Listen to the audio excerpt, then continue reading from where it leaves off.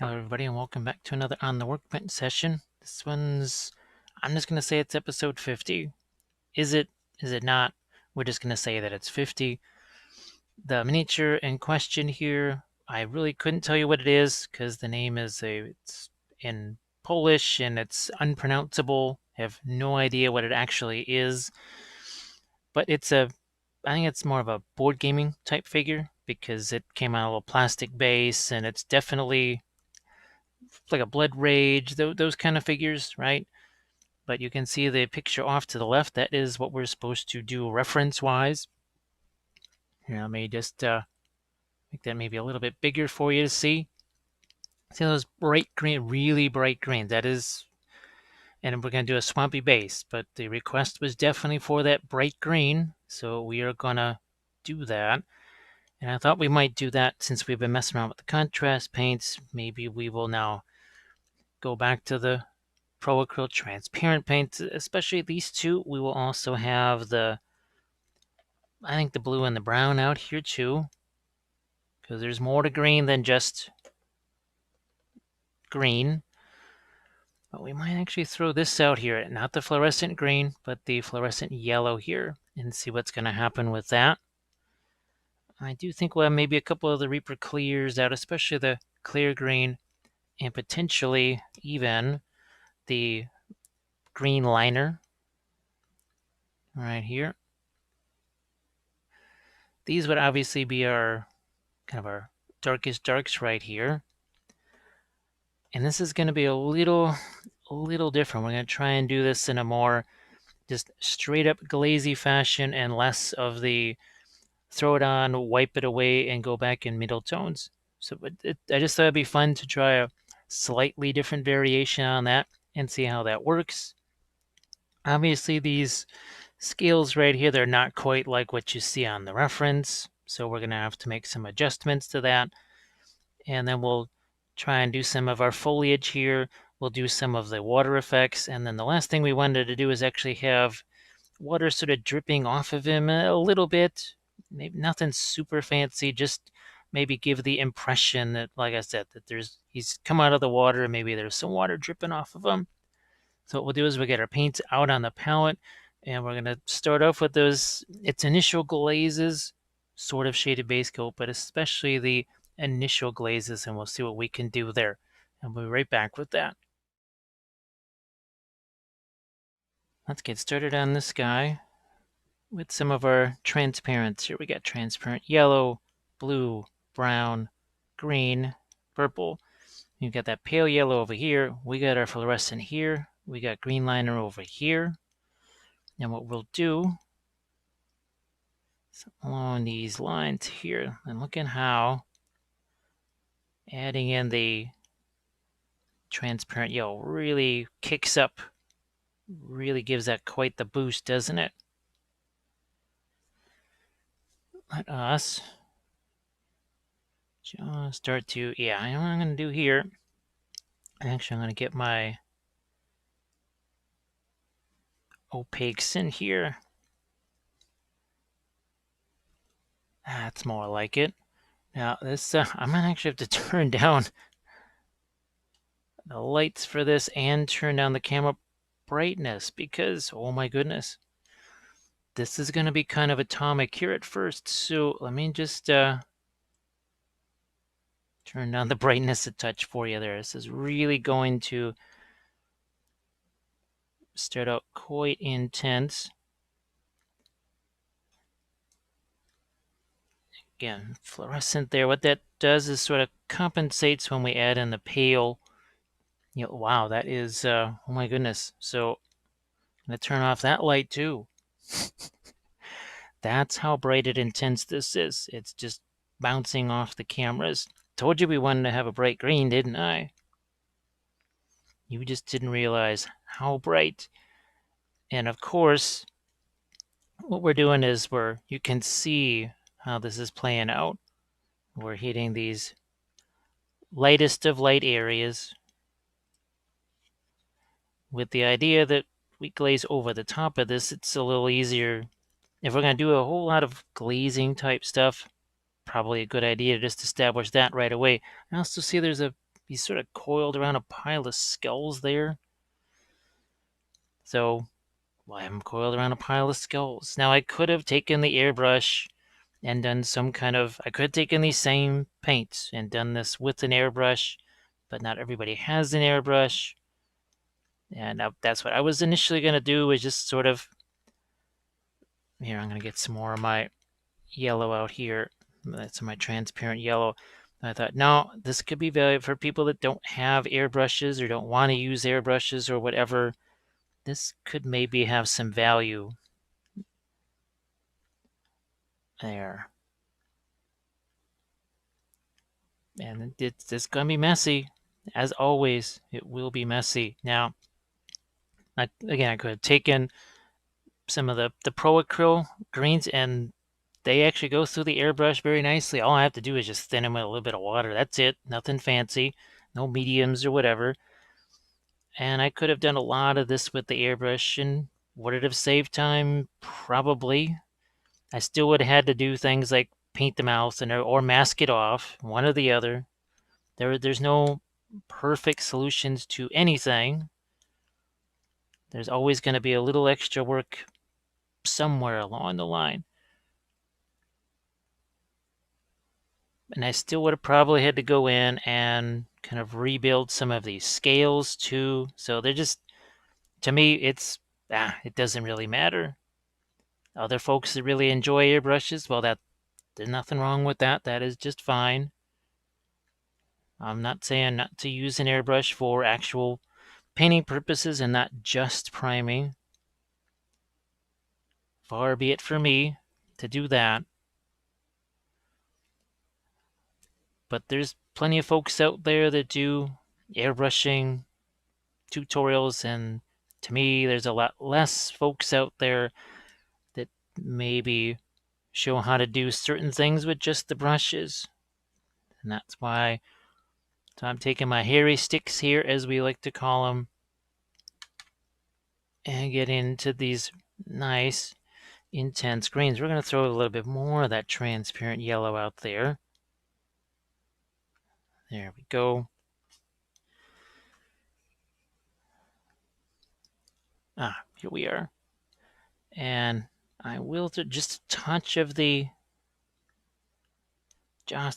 pale yellow in there to make sure that it's opaque enough. I want it to be opaque enough.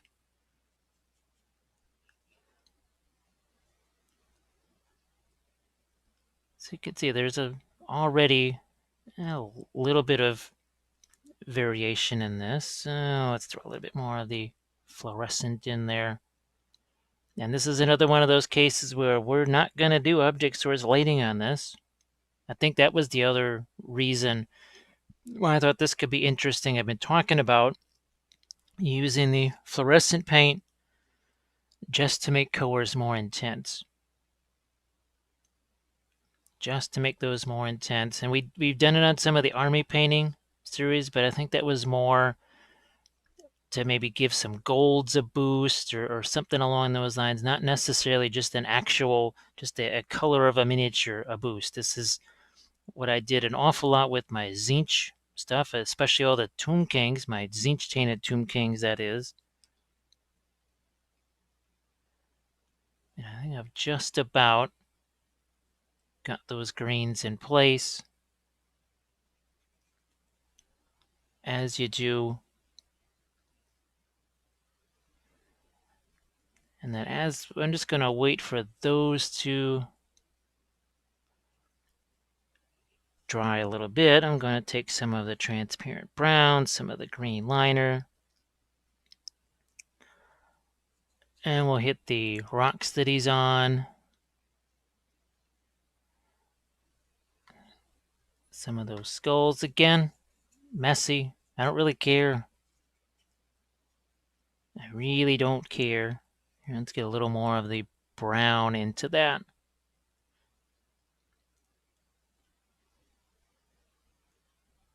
And now let's get some more of our brown and hit the rest of these rocks that he's on.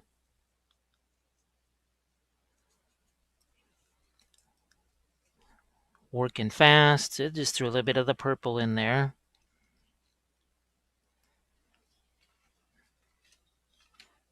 One second, there's just a stray cord that got out of place there, which keeps literally trying to snag the brush and rip it out of my hands.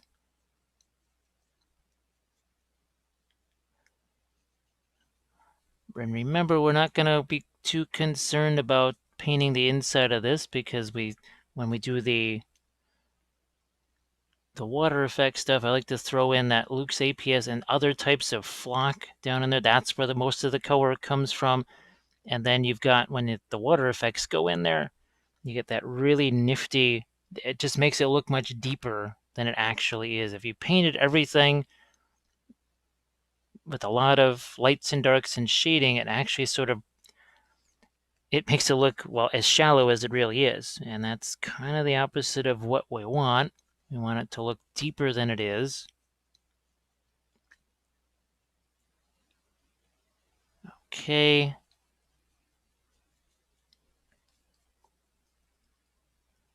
There we go.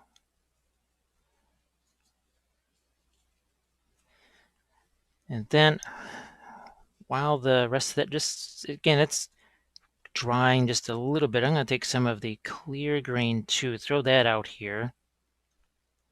It's the Reaper Clear Green. There we, a little more maybe.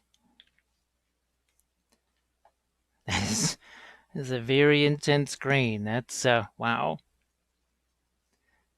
Some of the transparent green, and the idea is to, down here, you can, I don't know if you can tell, it's not just about making that green darker, it's about making it a little more opaque. And it also, as you can see, almost turns a little bit more towards the bluish side of things, because that transparent green it does have a little bit of blue in it. Look at that, especially there. Now you know why we mixed the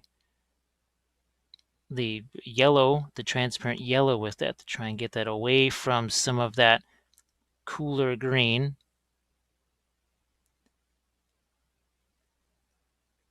We're just almost a little bit like it's oil paints. We're doing a little bit of wet blending here. And as I said, it will be messy to start with. That is, look at that, see? And because the transparent paints are, I don't want to say they're dry, but they're not quite as wet as they were. Even just taking those few seconds to paint the base, it stabilized that paint enough for me to be able to do some blending on that.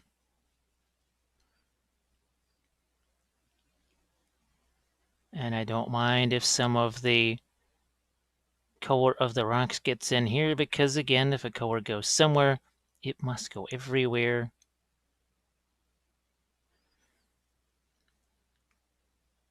I'm going to do a little touch of that. So just a little bit of the off-white in there. Gives it just a touch more opacity.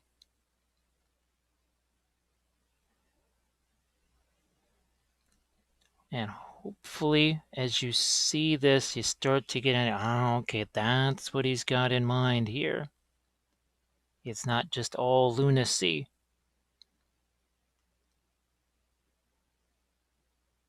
Now, I'm not quite sure why his foot's pointed backwards, but it seems to be. I don't know why. Again, I couldn't tell you the name of this. I will type it out for you. It's an unpronounceable word for me. And let's just say that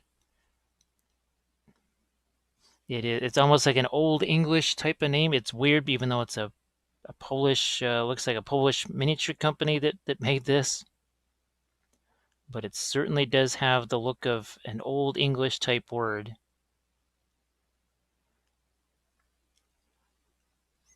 Really, this is it's like part serpent, part crocodile or gator or whatever it is.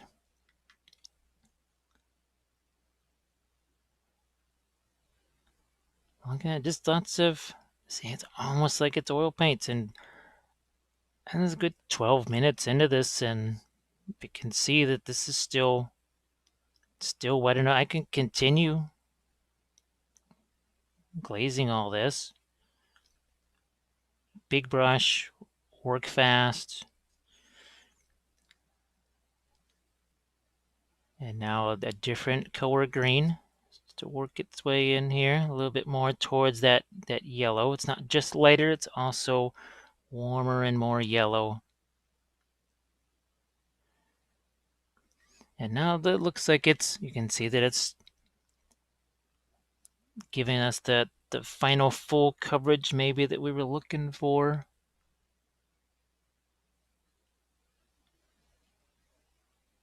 Some more on his arm here.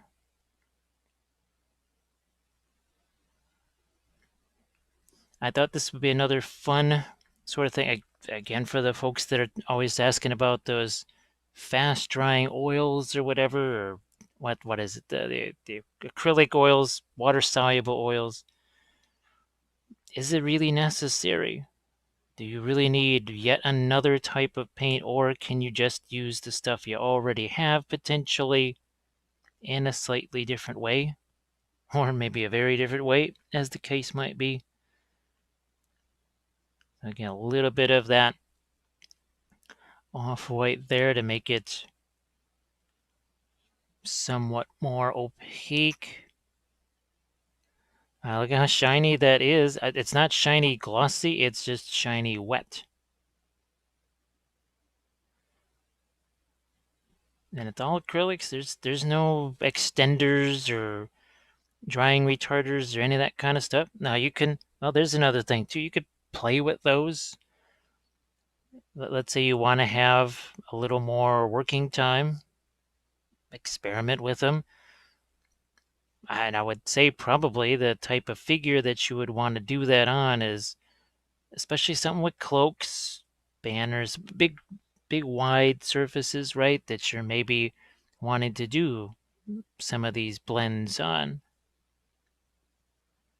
Something that's maybe armor that has a lot of tight little details, that might not be the most ideal thing to try your drying retarder on. Look at this, yeah? Feels an awful lot like I'm using oil paints. And the idea here is to actually make this even lighter than it needs to be, because I'd like to glaze again over this in some fashion. But I wanted to have a little bit of a baseline of shading first, and that's why we're going in with a touch of that off-white color. I think you can see what's going on here. I wasn't sure just how much and again, I've got the brightness turned down. I've got my lights turned down to practically nothing. That's just how intense this color is. Hey, intense color was requested. Intense color shall be granted. Look at this. See how we can, remember that was just all one color. Now we get some more. Same thing here. I have made this just a little bit on the darker side because, well, if this is going to be quite that light, we want it definitely, if you want to have light, you must have dark. Aha. And in some areas, it's a little bit more dry than others, but boy, we're 16 minutes into this, and you still have a lot of areas of this that are pretty wet, which is good. Hey, that's what I was hoping for. And we can really go, lighter here too. What I'm hoping for, and then look at this. Now I can even start to maybe pick out go more towards the individual scales on this to figure out exactly where You want that dramatic lighting to be. It's kind of looks like he's spotlit, especially just looking at the picture. There's a part of me that really says, "Oh, look, he's like partially spotlit there."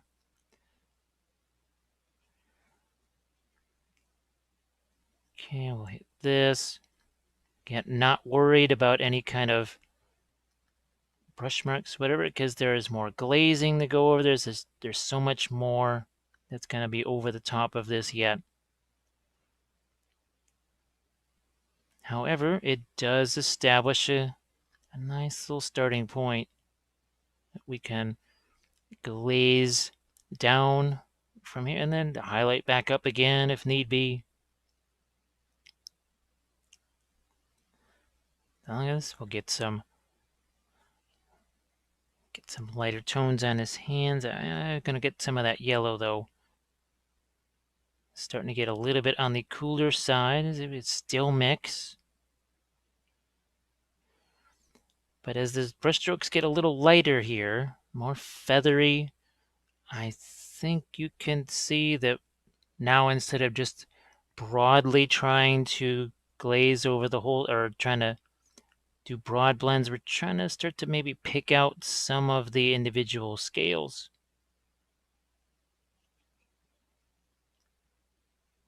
Here's some more.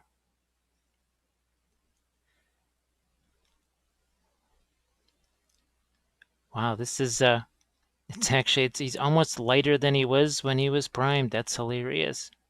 Here, let's get some lighter tones on his spine scales over here. Now we certainly have lots of dark that we can add. And we haven't gone to the latest light, so that's still in our pocket. We still got that to use when we need it.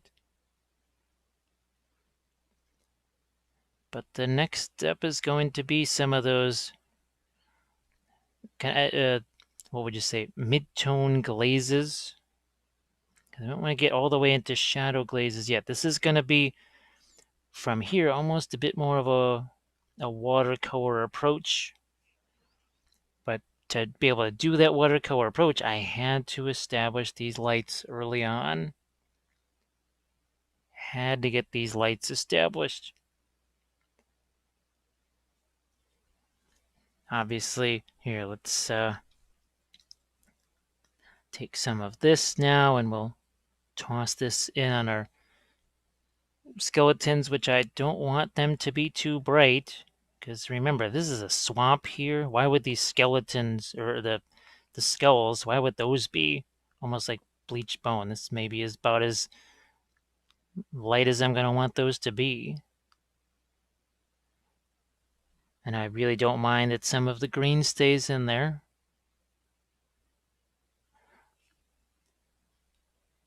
I'll throw a little bit of that onto the rocks out here. Getting a little bit of the green working its way in there, no big deal. The base, if you're wondering what this is, it's the same bulletin board cork that you've seen on many of the basing tutorials, and then just some rocks and gravel. Kept it very simple because I want the plants and the water and that other texture. I want that to be the feature, not necessarily the rocks and that sort of texture.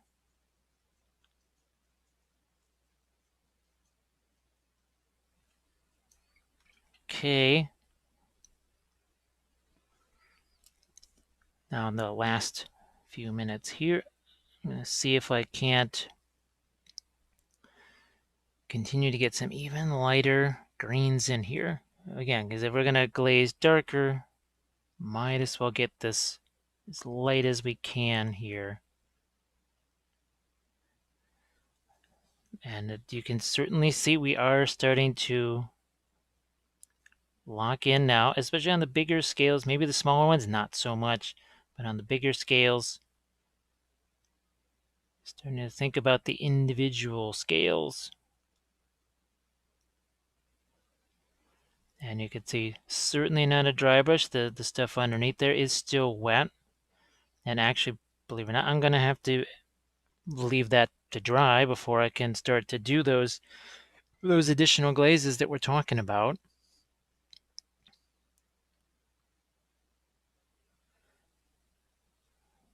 Again, let's get down here to this bottom layer here.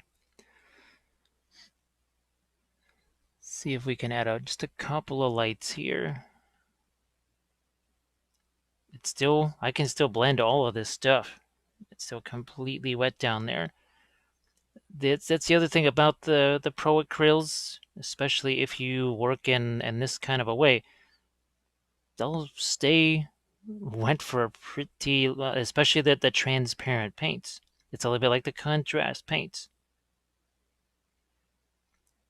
There's just they're going to stay workable for longer, which was another reason why I thought it could be fun to work with these. It's not just to piggyback off of all the contrast stuff, which I like to do. This is even meant to sort of compare to the oils. So you can, well, yeah, okay, this is how we wet blend with the oils, but is it really all that different than what you might do with acrylics? To try and get you to see and just think of paint as just as paint instead of, well, there's this type of paint and it's very different from this other type, and there's a whole new other set of rules for this one type. Well, sorta. There's kind of another set of rules. I see we need to get a few lights over here too.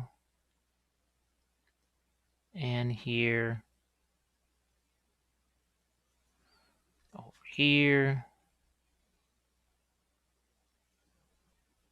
A couple more. Oh yeah, this whole area here I want to encourage that to be just a touch lighter. But boy, there's so much of the initial glaze down in there. It still is. Look at that nice. We already have a nice little gradation that goes all the way to the end of his tail. Not too shabby. Here I'm going to hit some of these, some of his spine, some of these scales here. And still, even at this point, still able to blend. 25 minutes in, still even now able to blend. But what we'll do here is to just actually in this starting point of the next segment, we'll put some red in here just to get that, to get some kind of color and shading in that. And then we're going to, that should help us also let this dry a bit more. And then we'll start to put in some of those darker glazes on the rest of him, on the green parts. And we'll be right back with that. Now, before we get to the glazes over here in the greens, I did just want to mess around here with the interior of his mouth. So I threw out some transparent red, and we'll mix that with some of the stuff that we've got out here already. We've got our transparent brown, touch of that purple in there, just to get it darker. So I've got some sort of reference here. Again, not worried about what the final color is going to be whatsoever. I just want it here. And I'm just going to throw some red in there. And let these mix together just like we were doing with the greens. I know it's going to be hard for you to see some of this, so we're not really going to mess around too much with the interior here on the video, except for just to get some kind of color in there. Yeah, as this is one of those typical sort of gaming figures, you're not quite going to get the intense detail, to say the least, that you might on, say, a resin figure or GW, plastic, whatever. Yeah, just get the bottom of his tongue here. And that takes care of that. That is just good enough there. Now the next thing we want to start to do is play around with our overall glazes here. We said we were going to start a little bit lighter, more of a mid-tone glaze. So what we are going to do is we're going to throw a little bit of the transparent green, get some of the transparent yellow in there to make sure it is warm enough. And the nice thing here, unlike the contrast paints, is you thin it down with water. No big deal. Don't have to worry about contrast mediums or anything like that. And what we're going to do, let's get this palette back where it belongs there. And I'm going to try and get another one of my lights here. It looks like. I'm just going to move this over so you have a little more light there shining on the palette. And away we go. And if I feel like it's too much in any one spot, I just start thinning it down with water. And this is something that I'm going to do in a few stages. This is not just the one, it's not the one true glaze. There will be others. There will be other glazes.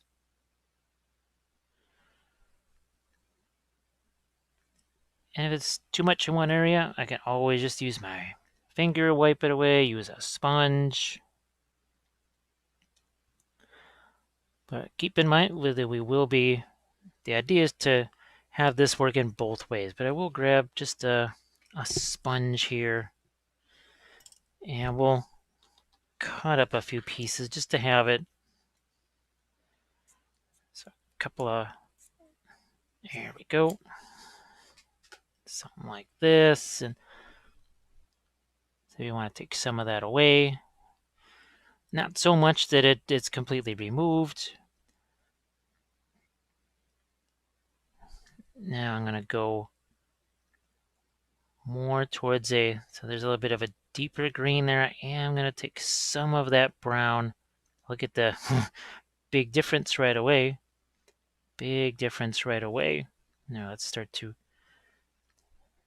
thin some of that down and away we go here.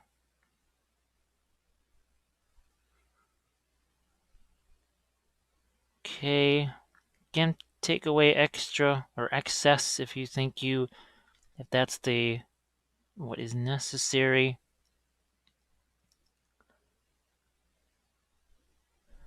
We know we want this to be a little bit deeper. So look at the difference this is going to make. And like I said, we have to go back in. There will be some even deeper darks in some of the recesses. And we're going to pick out some mid-tones as well. But I think we can stop right there on that side of it. Now, let's hit the other side. Like so.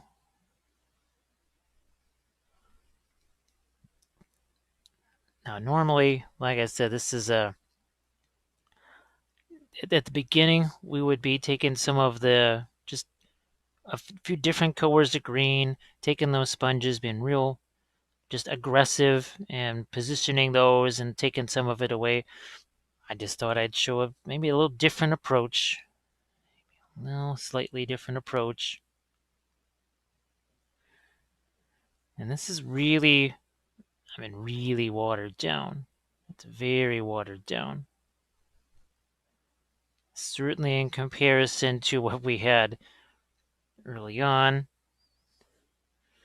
And remember that you'll be able to have much better coverage. See, the difference will be just that we don't have as much water into this.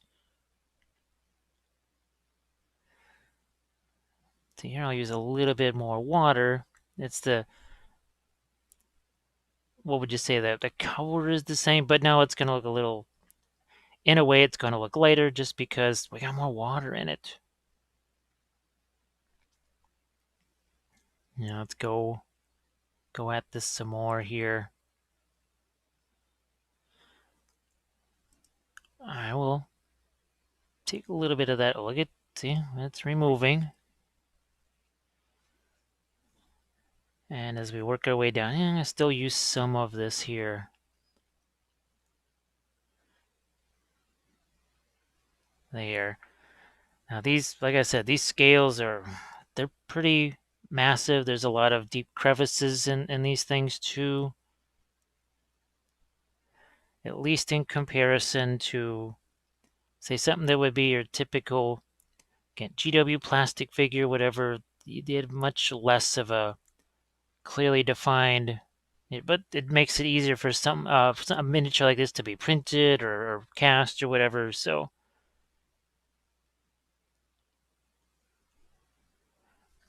I'm gonna go, yeah, let's go more with their. I keep wanting to call it a clear green, but that actually taking the transparent green, mixing it with the transparent yellow actually does make it look more like clear green.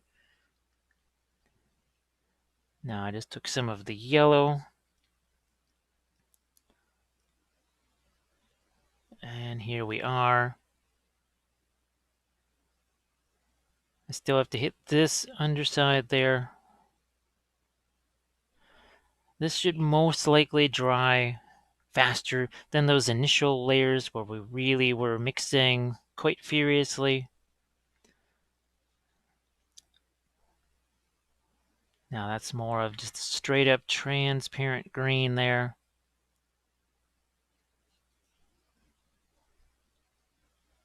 Which is what I am going to use now on this side. And if it gets to be too much, I'll just go in there with my clear. But you can see, boy, that all of a sudden it went a little less translucent there and a little more opaque. Sponge. Can't take some of it away.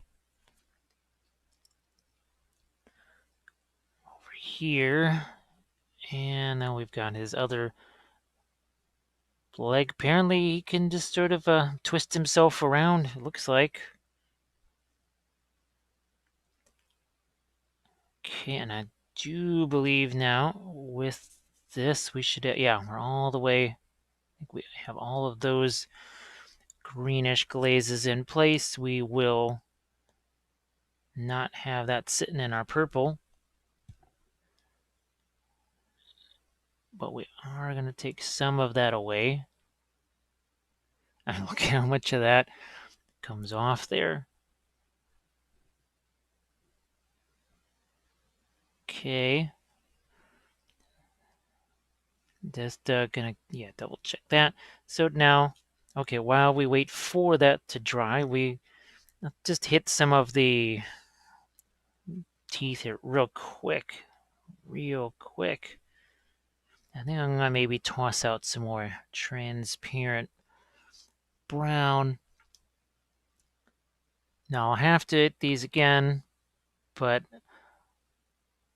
because this is gonna be obviously on the lighter side, I need something here so that, okay, how light or dark this, because you want to highlight this edge here, but the teeth, I need to sort of know what's going on with those for at least get some kind of indication that they're lighter. It can't just all be that massive dark red there.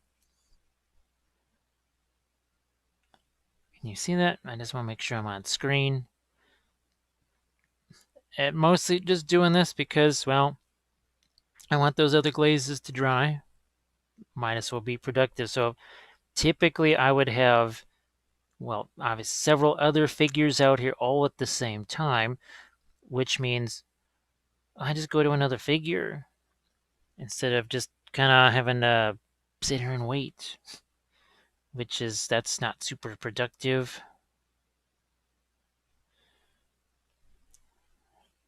While I'm waiting for that green to dry, I'm going to actually take some of this and throw some of it on the skulls here. Where's my... There it is. Just to get at least a middle tone on those guys. Like I said, I am just waiting for things to dry. I could take a, I guess, could take a hair dryer to it. I really do try to minimize that. The only time I ever use a hair dryer for drying paint is when it's primer, and it's primer that's down in the crevice of a miniature or something like that, and it's just going to take forever to dry by itself. Then I'll go ahead and hit it with the hair dryer. But geez, I don't remember. I can't, oh wow, that's actually a claw there. Okay, that's good to know. I can't remember the last time I used something like a hairdryer to artificially dry paint. It's never really been actually a goal to have the paint dry faster. I've always kind of hoped. Oh, and actually a couple of like leg bones sticking out there. I always sort of hoped that the paint would stay wetter for longer. But then that's just me. And maybe some folks it's easier for them to work with paint that's always dry, or that they can just layer one layer on the next and that's dry underneath it. That's easier for you. That's all good.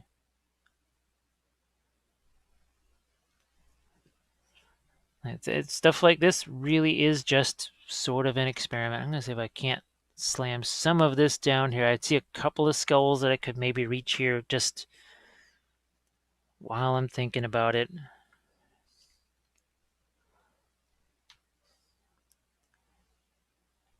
And while this seems very light, it really is maybe a value, a darker 3, a lighter 4. It's a 3.5, somewhere in there. And they'll be throwing other glazes on top of these too. And I'm just sort of biding my time. Oh, gotta remember that's his claw or whatever there. And I think a nifty little glaze of maybe the transparent brown, or maybe a touch of the purple could be nice as a one last glaze in there to sort of age those skulls. Skulls and bones. It's literally like a kind of a skull and crossbones. I only initially saw the skulls there, and the more I looked at it, the more I started to see the kind of arm bones and leg bones and other types of bones sitting in there. And I think I'll bring. Oops, that's his claw. I keep forgetting that's his claw. At some point I'll remember. Okay, let's give him some eyes here.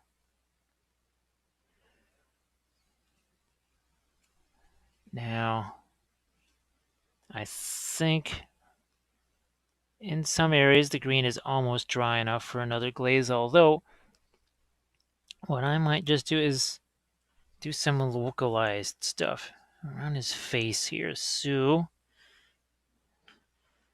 where is my transparent brown? We'll get you back out here.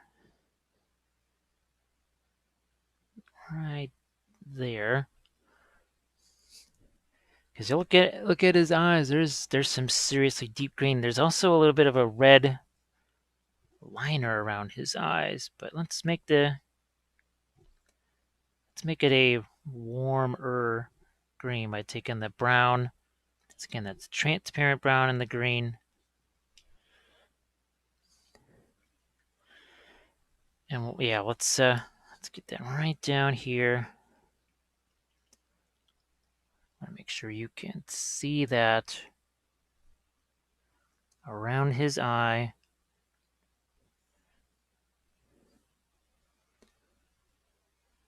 A little bit deeper and darker. Yeah, well, it's still drying over here. No big deal. I don't really care.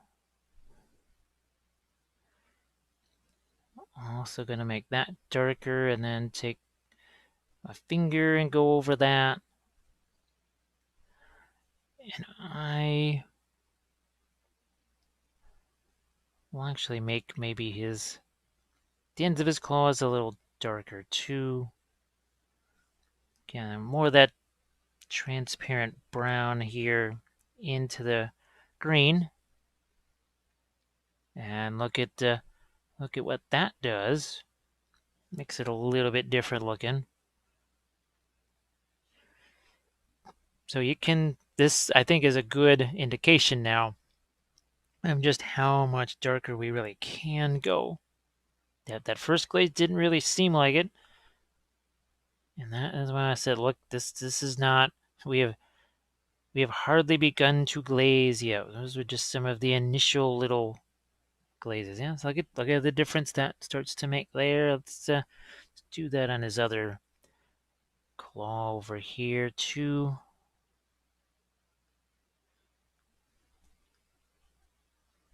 Now I don't want to make the entire hand, claw, whatever dark, but I'm just letting that, see, that starts to settle now into some of those recesses. I think grab a touch of that's a touch of the purple now into that green.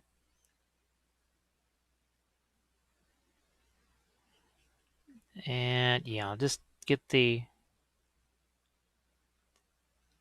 nails there, or the actual talons maybe. Back to some of my green mixed with yellow. And see, this is where we start to get a little more targeted like this.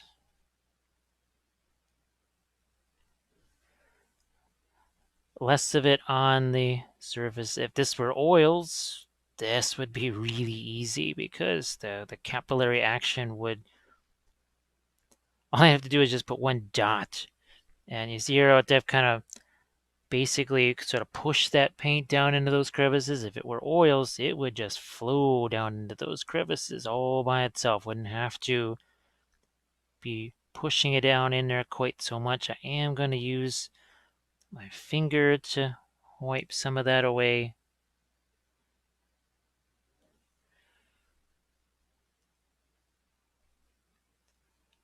And on the underside here, we will do some even deeper glazes, but for now, I just want to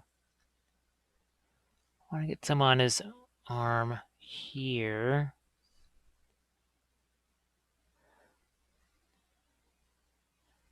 I'm trying to leave this area open as much as I can, because I'd rather have the differential there, that happen via highlighting as opposed to the shading that I'm doing here with the glazes. The weirdest thing is, in some ways, I'm approaching this the way we've approached the painting of some cobblestone roads. And I'm thinking, I know I did it on the Morgul Knights, and I think there was one base that I painted as part of another series. Might have even been on the Knights of Dol Amroth. Here, like you do.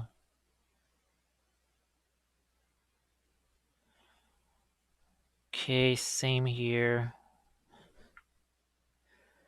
Oh, touch of the. Oh, what the heck! I'm gonna grab just a little bit of the red there. It's gonna act almost more like the purple though, which is interesting. So as you can see, we get ourselves some decent shading there and wipe away the excess.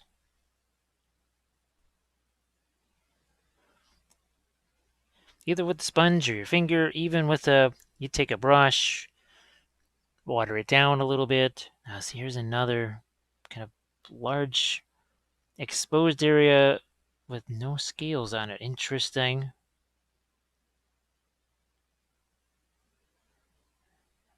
Again, I'm just going to do that and do a swipe with my finger. I'm going to do the same down here. So it's a little bit of a mix where we are more targeted like up here, and then in some of the shadow slash mid-tone areas, that's where I just kind of take my finger and just swipe some of it away.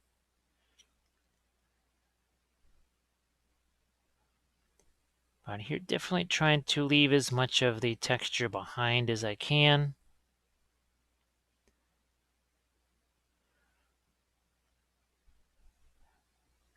Just a bit more. And who knows, for some of the scales, I might just grab some of the, just a regular ProAcryl. I know there is a bright yellow green, I think it's called. I'm just gonna look. Yep, bright yellow green. But you can see that's, I don't want to say it's dead, but it's not super saturated, not like the transparent paints. And remember, the order of the day, quite literally, here was for bright green. So we're going to try and deliver on that. We will try.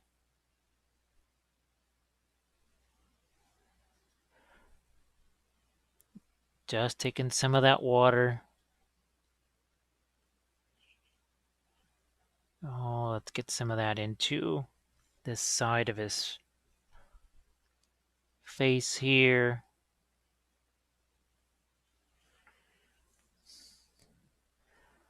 Yeah, work this down here, and I think it's some of that transparent, some of the transparent brown.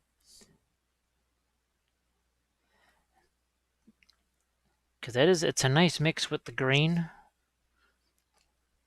Doesn't give it the almost jade color. See, yeah, it keeps that warm. I was hoping to keep that as a warmer.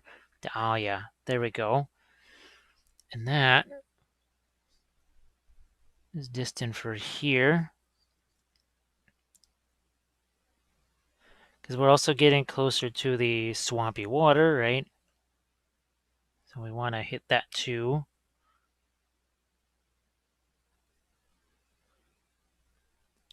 Some more of the transparent brown, transparent green mix. Maybe now a little bit more of the transparent green by itself. Now back to a little bit more of the transparent brown. Look at how dark that can be. Yes, it can. But we can always take our sponge and wipe some of that away. We'll also hit the underside of that area there. We'll do that just off camera here, since we have now reached the end of this segment. Look at this. We different shading, just a subtle difference in color. And look at now how this starts to stand out more. We haven't actually done anything with it yet, but it's already, I think I can just take my finger there and wipe some of that away too. But there we go. Okay, so I'm just going to complete this last little bit here off camera, doing the exact same thing I did here.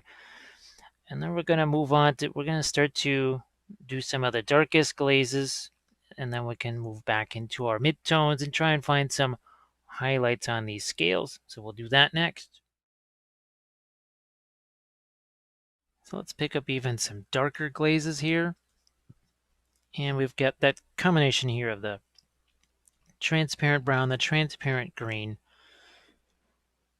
Gonna throw some more that are on his eye. Again, this is it's the Cotman Zero, it's the 222, it's the liner brush. And the idea is it keeps its shape, doesn't really deform too much. Actually, a double zero right here would actually be a fantastic thing. I just don't happen to have one of those here. It's it's hard to keep brush supplies these days, so we'll just make do with our 0 here. And again, we're really getting down into some of these crevices here. Let's just really hit that way down in there. We've got some of our sponges here.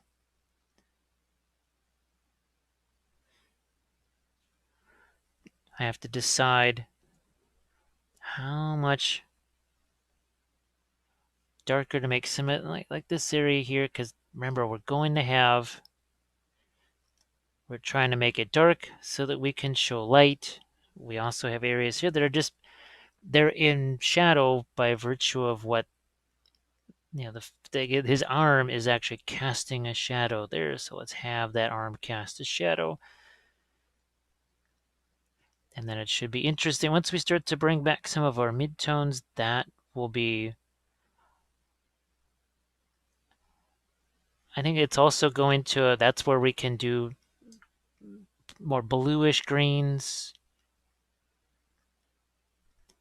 Because it's not... I think I'll also do... Oh, it's going to be really important to do the whole... Turn the black and white... Or turn it into black and white. So that's where we'll be able to maybe see some of that color differential. Because right now... Obviously, the darks that we're adding here, this is by virtue of that transparent brown, I don't want to say it's almost a grayish green, but at least it doesn't have any of the blue in it. And it would have a strong tint of blue, very strong tint of blue if we had used, say, the purple to make it darker. And as always, if I take a little water, I'll fill that in, and then we just kind of wipe some of the excess away. Now, I'm looking at see, on the figure, these things are lighter, but boy, it would be so much more interesting if those were darker. So there may be an executive decision. We've done those before. I think the most recent instance of that was the Viking guys, where the boss on the shield was turned from basically was supposed to be a silver into a gold. We did some alchemy because it was just getting lost. It was absolutely getting lost, and we may have to do that here because, yeah, we have a reference, but I mean that's not even concept art for this. It's something else. So it would be different if it was this figure and it just, okay, the cast or the sculpt was slightly different than the concept art. We've dealt with that before. Remember the gem dragons? Actually, that might not be a bad couple. I think there was 3 gem dragon videos. One was a 2-parter. That might not be a bad thing to think about catching. Now, and this is what I mean here about some of the... So this is going to be our mid-tone here. A little bit of the white. This is going to be definitely a warmer mid-tone right here.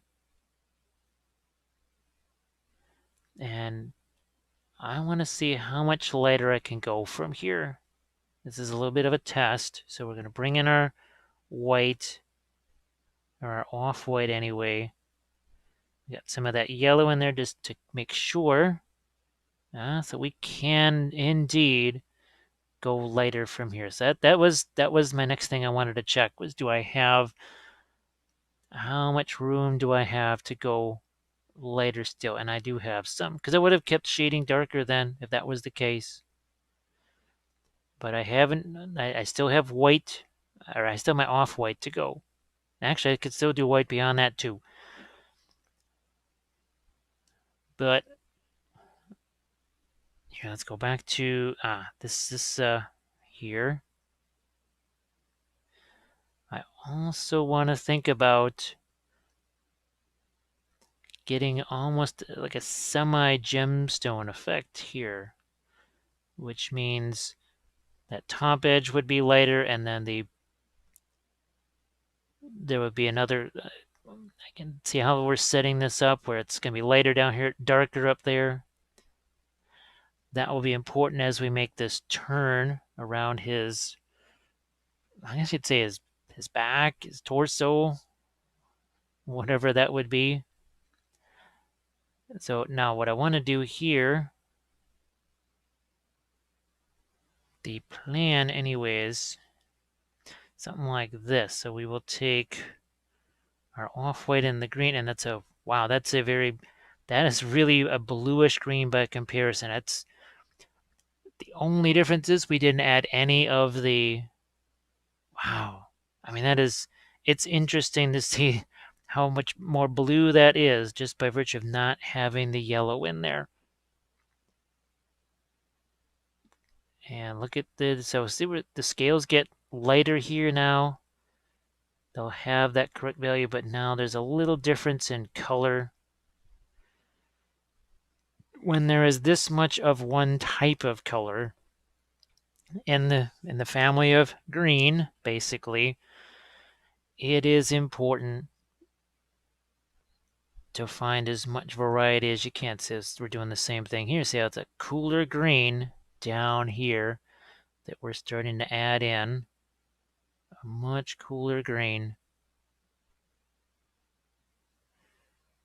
Okay. Like you do there. And here.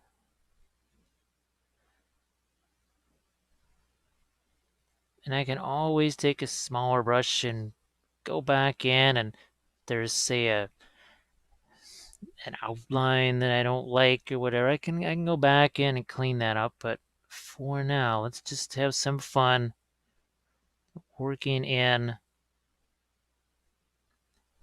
this cooler bluish green, and it's nothing more than just the straight up transparent green, lightened and made more opaque with the addition of that off-white. But that off-white has a little yellow in it, just a hint of yellow. So now if we had used turquoise or something like that to let that, or that bright pale green, this would be an even cooler green. But let's get some transition here now. Okay, there we go. The other thing that starts to happen is that this is not just lighter now, but it's also going to look that much more yellow, more warm. There. And I do hope this makes some kind of sense for you. I try to every so often to do a video that focuses in on, for all intents and purposes, a color. Let's keep going with this. So I'll do it mostly on this side here, because it's going to be the same on the other side too. The exact same thing there. I'm going to work in some of that cooler green there, but trying to make sure we don't want to jump into things that are super light here. But I do want to pick out some shapes. This is the first time I'm really going after any kind of particular shape.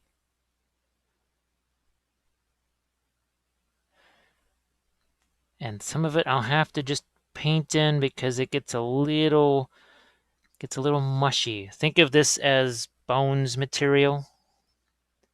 And you know there how sometimes your detail gets a little smushy in places, not exactly sharp. That's a little bit like what we're dealing with here in some places. So get up here on his shoulder.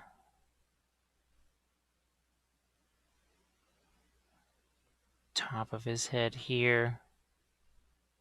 All the while trying to keep that reference in mind as best as possible. And I can certainly go a long way from here as far as making things lighter. We don't want to do that here.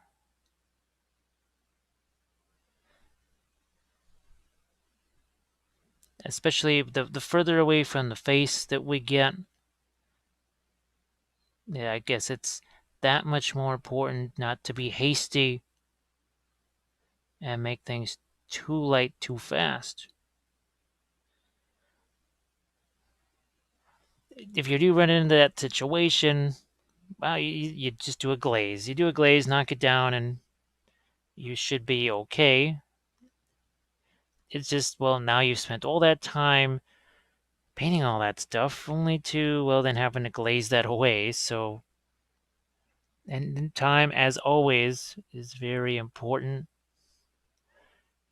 Also, keeping in mind that the colors that we're using here, they are much more translucent than, say, a typical creature caster color that you're going to use because of using the transparents.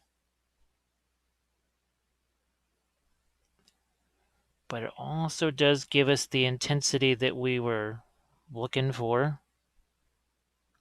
That is very clear to me. So again, you can see as we turn this around here, you don't get that same sense of the cooler mid-tone color there.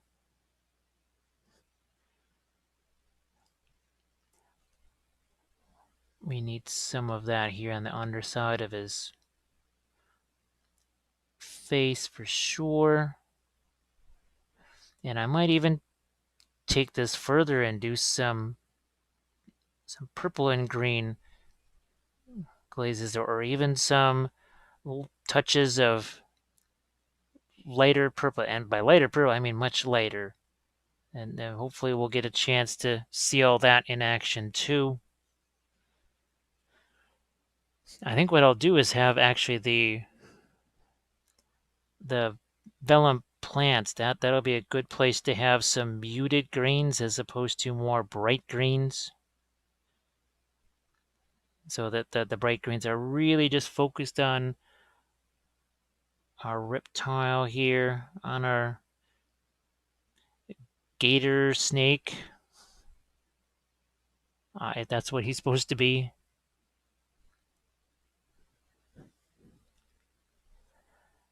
I'm going to grab a little bit more of my transparent green here.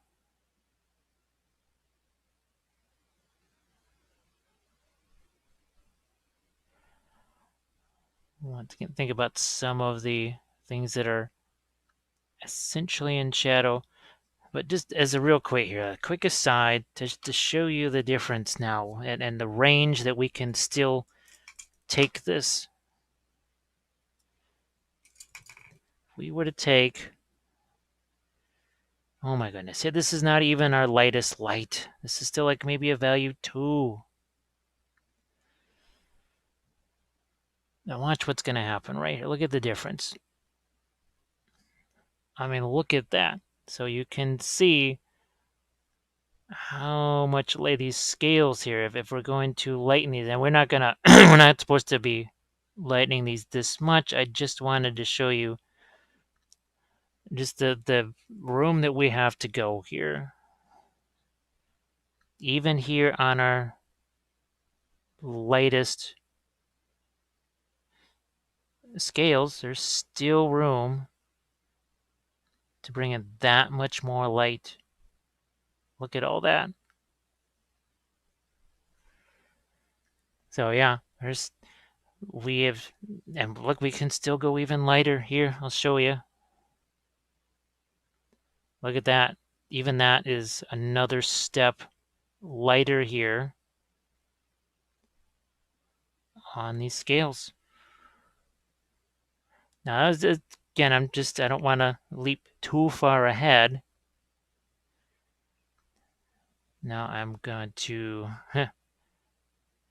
need a bit of my lighter yellow here, because even on his arm, let's see what's going to happen here with some of these scales, and on into his head here.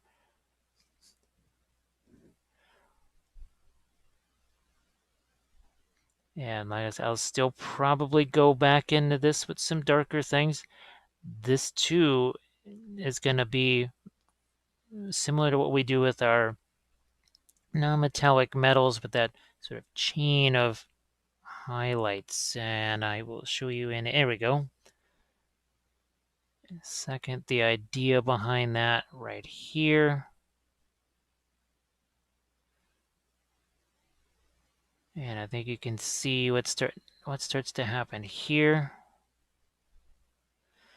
Again, those lights working their way down. It's all of a sudden his skin starts to look more like a bunch of like mosaic tiles where they're not all necessarily dead even with each other. Some are higher than others, tall or whatever, and it's picking up the light in different ways.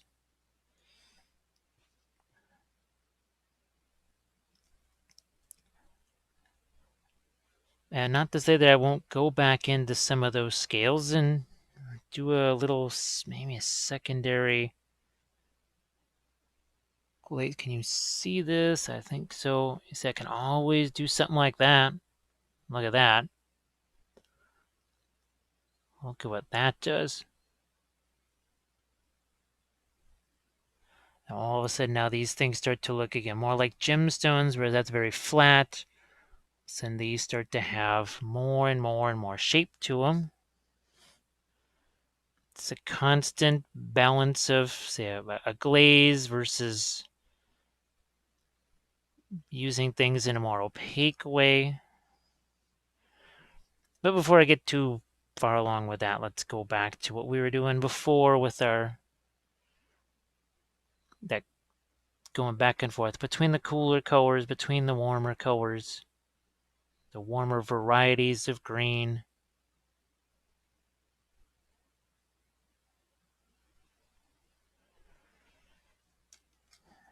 And we'll do that with our 1-1 or our 2-2-2, our Cotman here.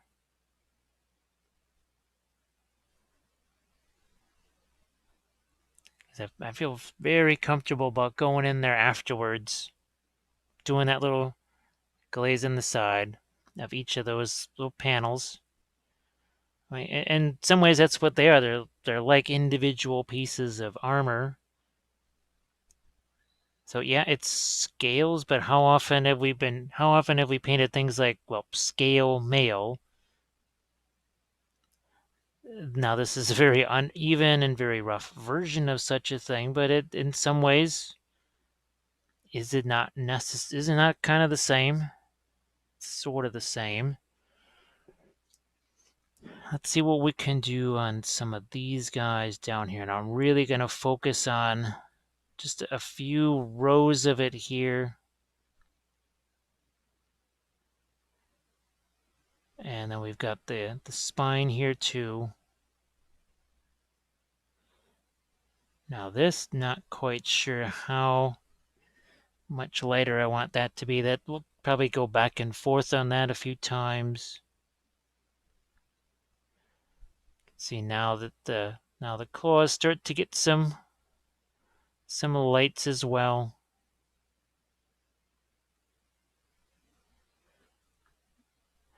And also, like I said, try not to get too far out ahead of things here.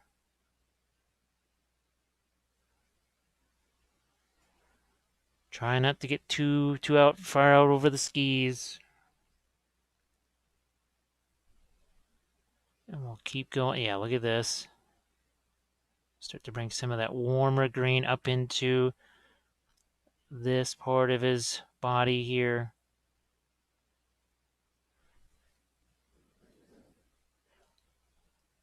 And a little more here. We'll just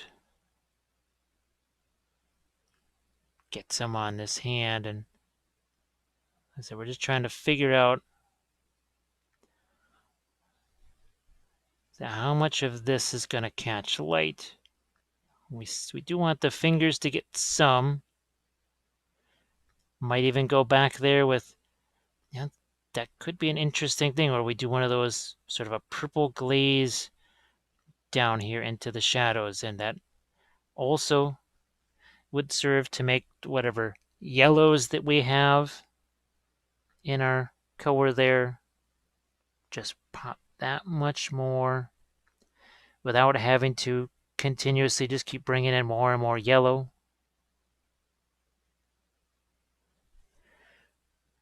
We talk about that negative painting all the time, and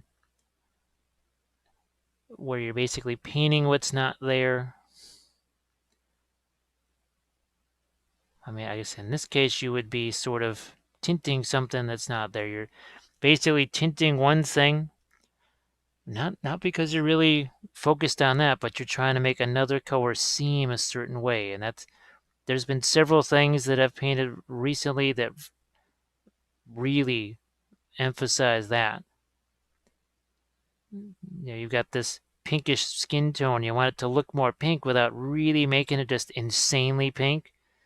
Now, if you get something that's kind of a muted green next to it, well, then all of a sudden that pink does start to appear more as you've made that more intense of a pink just kind of by default. It's not really that much more intense, but the eye sees it that way.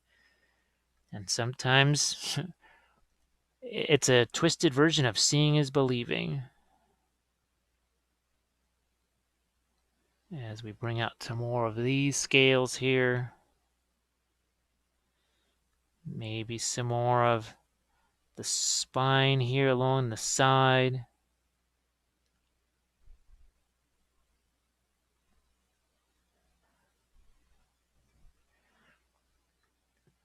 I look forward to getting it into those final juicy highlights and a couple of reinforcing darks, and then some of that, like putting magenta in places, just the weird, wacky colors.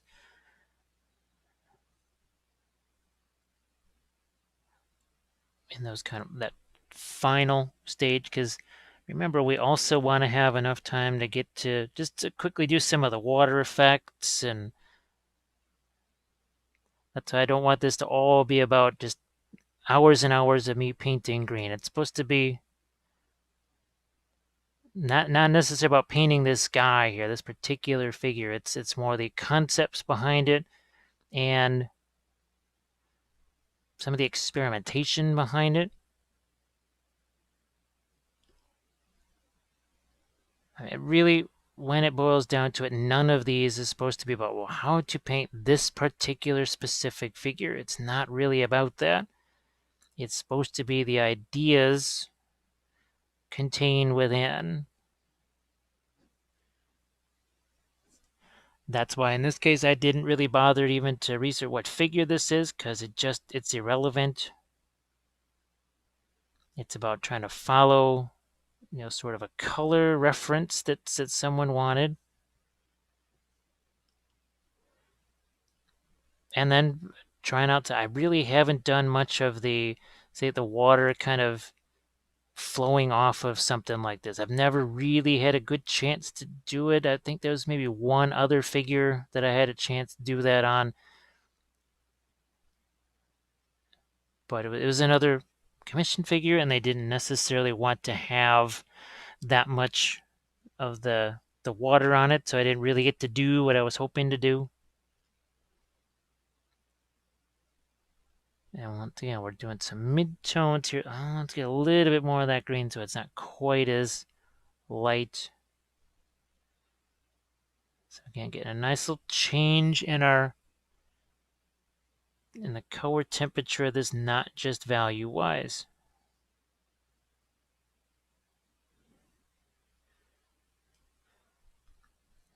As we hit the rest of these little scales right here. So that's good to go. What we'll do next then, it'll basically be the final painting phase, but we'll focus on this. We're going to really finalize all these scales here where we get the highlights on them, maybe do some of those little glazy things like you saw there.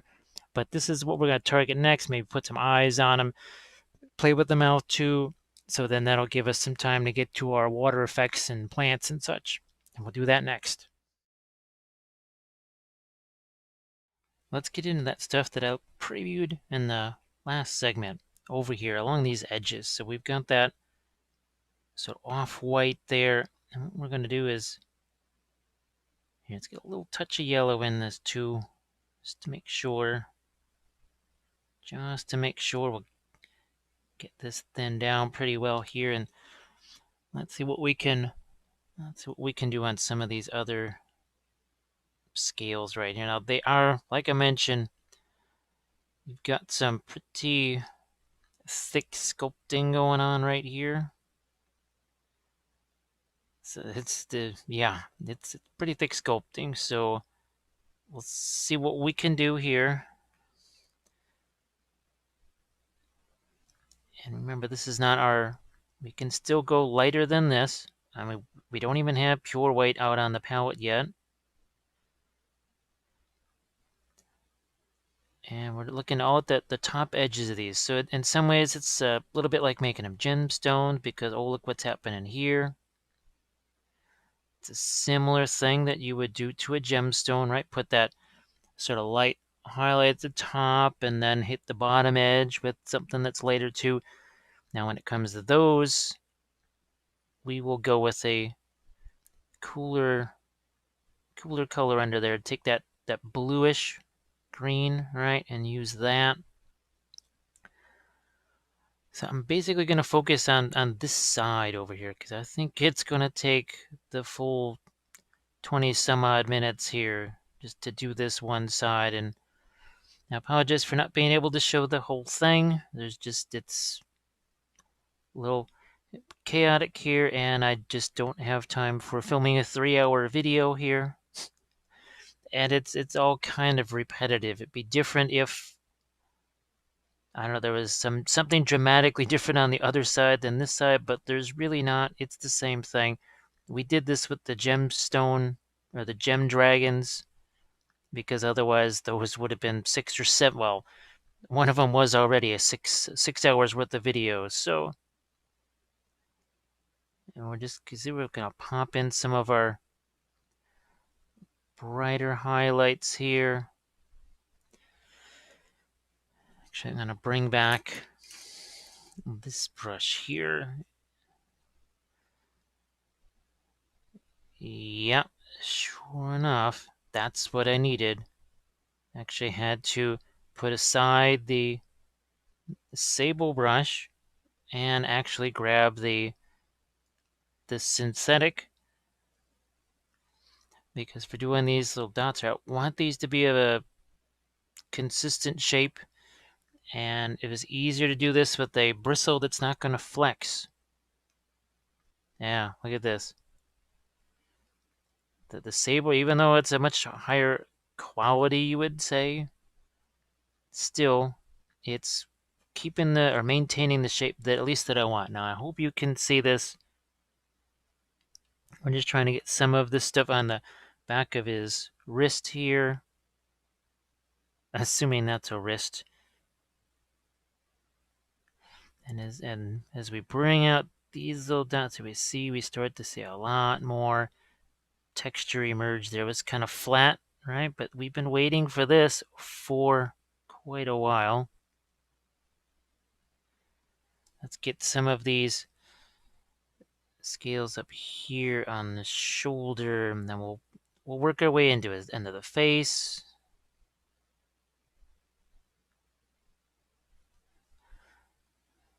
And with each little addition of, say, that, I think it's pale yellow, I think is the color in question, and this will get more opaque as well, because right now there's still some translucency. There is still translucency in that paint. So there, didn't like that. Just wipe it away. And we'll definitely get here into the face. We've got to, this shape is, or the sculpting there is very soft, or the detail is soft, so we have to just quite literally paint this in. Otherwise, it's not going to show.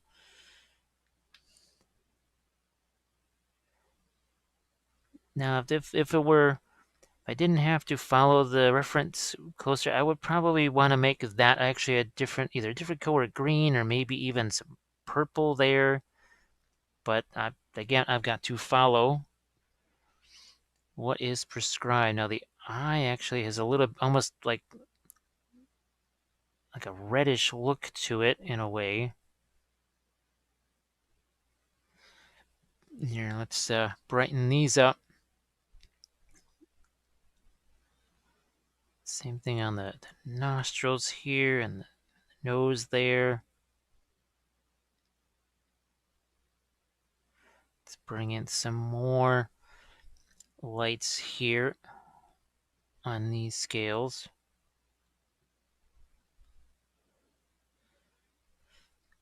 And what I'm going to do is just go directly to the water effect, because I was going to really thinking about doing some of the jungle plants, but that just is something that I'm going to stick with on my figures. It's really not something that I'm going to do on commission stuff, because for me, let's say I break one of those plants on my own figures. Well, I've got an ample supply here, and I can just replace them with new ones. And when I move my figures around, they are all magnetized, so nothing ever touches the figure itself. Sometimes never really understood the foam trays. Why would you want anything to ever come in contact with the miniature? But that seems to be the transport case of choice for most folks. And I will work in some more lights up here. Let's see what we've got going here on the next level, so to speak. And look at see how much lighter we can go here. Look at that. You thought that was light, and this is still, man, it's maybe a 3 on that value scale. I am not kidding. There is room to go, room to maneuver.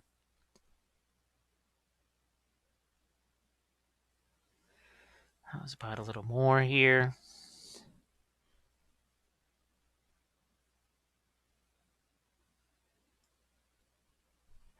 And see just how far down are we going to go with this? And then I'm going to,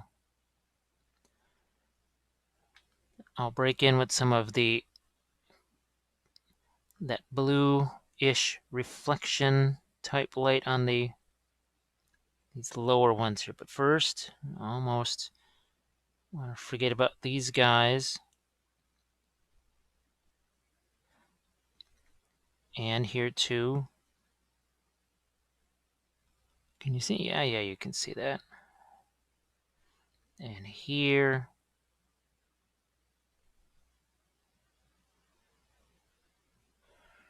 And then let's see what we're gonna do here. I think here, I'm gonna give this a little different treatment. I think you can see it. So the idea is it's dark there, then it's light here, and then it's dark there. So that turns it into a more of a cylinder shape, as opposed to kind of a flat wall shape. It's similar to what we're doing here on his arm. And I think it's accomplishing about it's accomplishing about the same purpose here. Not too bad.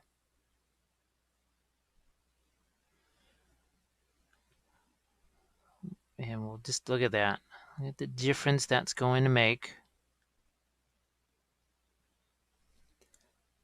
And I think it's also starting to get a bit of the appearance of the reference now. In my head, this is how I visualized it, but I know it's tough to, as you're watching it being painted, visualizing this is what was going to happen from the way it started.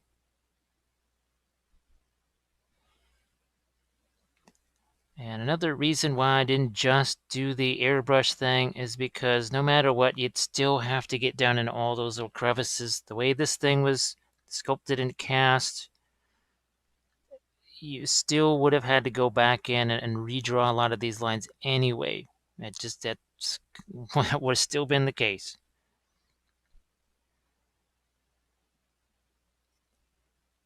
Now I will pick up just a few of these, and then we'll go back to our over here. So this is our that green. It's a little bit more of a bluish here. And it's going to actually take some of the. This is going to be interesting, dark here. That's the green liner. That's going to be more of a grayish green. Let's see what we get over there. Yeah, a little different type of green here. Maybe something that reflects that the water. And if I want a touch of blue in that, okay. Here, let's lighten it up a little.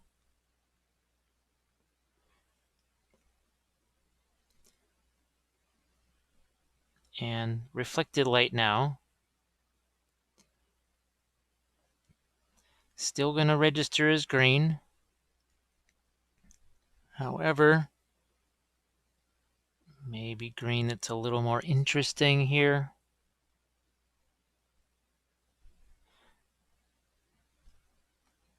Okay. And it'll make that green up there have a little, again, a little more, I don't know, just you're going to see the saturation in those greens on that upper level more when you compare it to another green that's really, look how grayed down that is. Look at that. By comparison,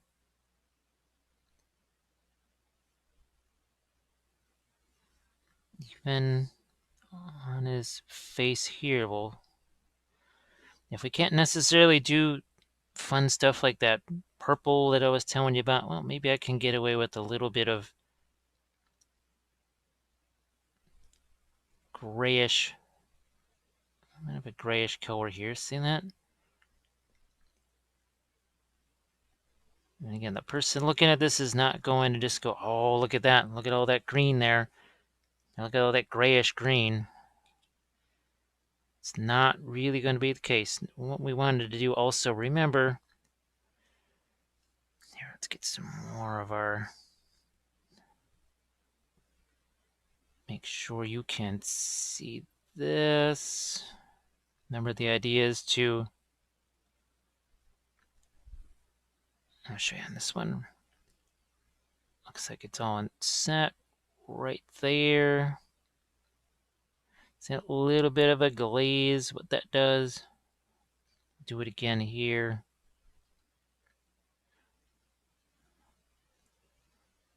Even, is it like a little, again, shadow area right there.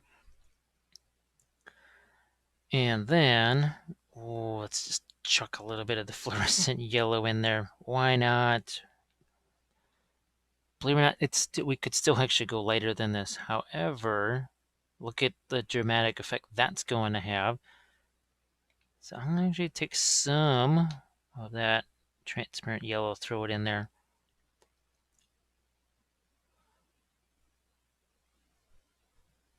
Boy, that is amazing how much lighter that is than what I had there, which I thought was pretty darn light. Shows what I know. Again, each one of these little, as we advance here with, look at that. See? Brings that out some more. I might even hit those teeth a little bit.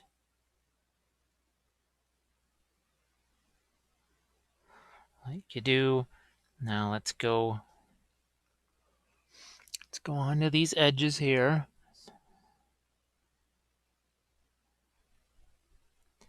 And that's kind of your piece de resistance right there.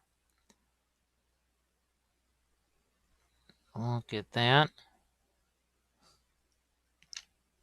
Oops, wrong pile there. And I have to see exactly what we want to do with the spine. We'll start with this and see if that's what we actually want.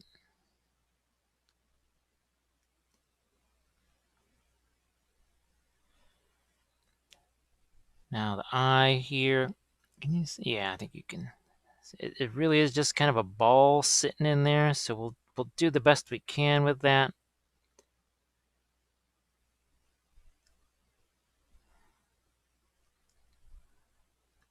Some of this stuff I have to kind of draw in details. We'll just look at this. We'll give this a bit of a, for now, like we were doing up along the top surface.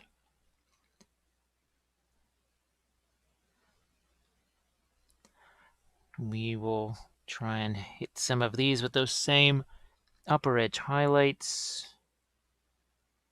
But you notice they only go, so they're not covering the entire city. See, that's just like, what, about a third of that maybe? Here the same thing.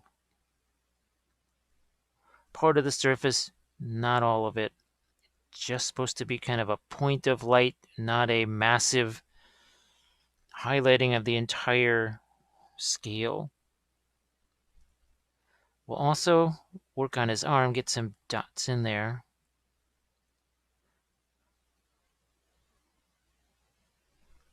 Okay. Get some more of these.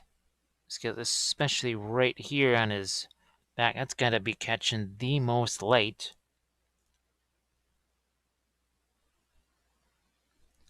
On the top edge of that spine here.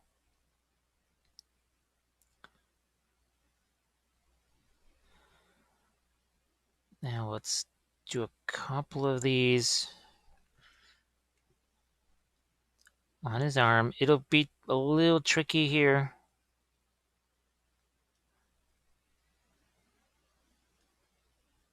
Yeah, there's just kind of a jumble of texture. I am trying to create definition, solid definition, where there's really not solid definition.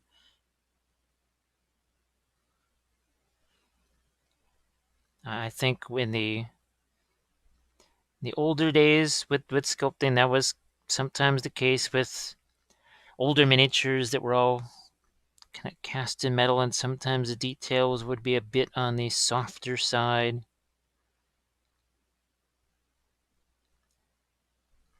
And now with all of these kind of board game miniatures, it can be deceptive because you'll see the renders. You know, you'll see those and they're printed, well, or the resin prints or whatever, the original masters, and then you get the actual figures and the pose looks the same, but then you go to paint it and you say, wait a minute, this doesn't look quite so crispy. This looks a little bit soggy. So here we got, so look at the distinct difference that already makes. Now let's take some of this red here, and let's mix it with the purple.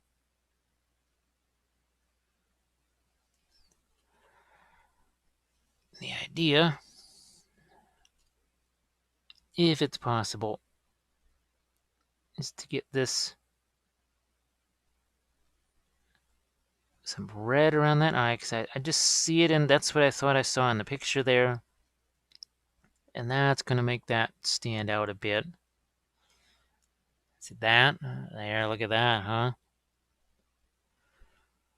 You know what? And I'm going to sneak some of it here too. Yeah. Look at, that's like a basically a purplish color here. I said I wasn't going to do it, but remember I also said I make those, sometimes I'll just make an executive decision. And I'm really glad that I did that, because there's only so much that I can do with green. Oh, look at that, huh? Look at what that did. And guess what? They'll never, when they see it, they'll never say, oh, wow, why did you use red there? It's not going to be even in the, even mentioned. Let's give him a, I just have to hold it at this angle because I want to give him that sort of a slit for an eye there, like you do, or an iris.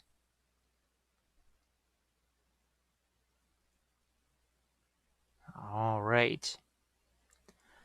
So poof, there it is. While I've got this transparent red and white, we'll see what we can do to bring out parts of the tongue. this, I want to have a little bit of, yep, see, throwing just a touch of the yellow, and that makes it a little more of an orange. Okay. Sort of like a membrane there of some kind. And let's get back into the tongue here, which, again, if it wasn't for seeing the reference, I would have been tempted to go with actually something like a faded ultramarine or the faded plum to highlight that, to give it even more of a crazy purple appearance. But I am going to go by that reference.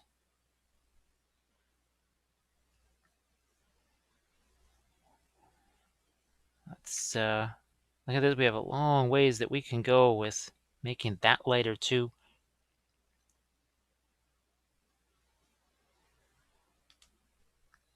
Let's get that tongue here. I sort of need to do this whole thing just while I've got it, so just bear with me here. I realize that we don't have all the green and such done, but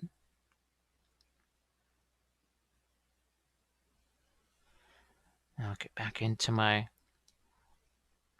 lighter color there for that tongue. Perhaps even lighter.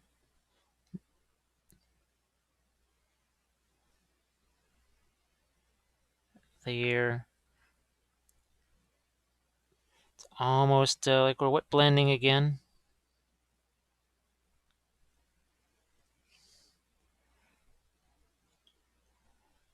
Now I will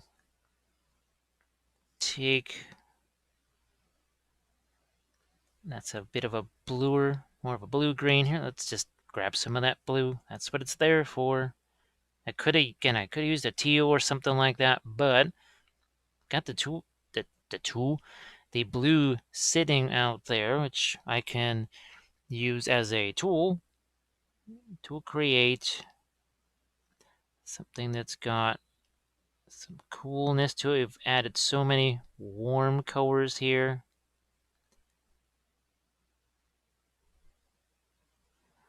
All right.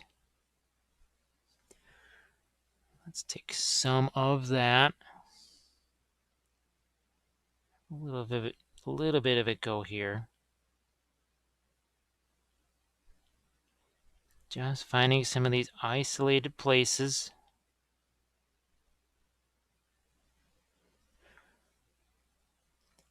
Get a few, let's see, we have the yellow green there. Now a little bit of the bluish green can't hurt. I think we want some of that over here too. More reflected light.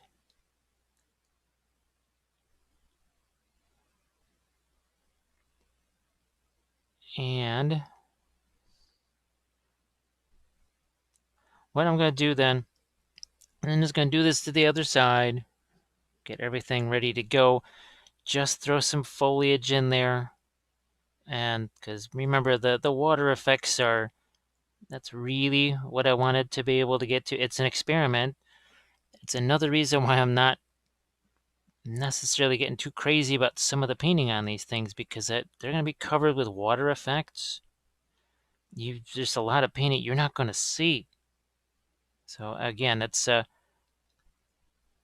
always try and think in advance. Plan it in your head. It's not like you have to write down a plan or anything, but just go think logically.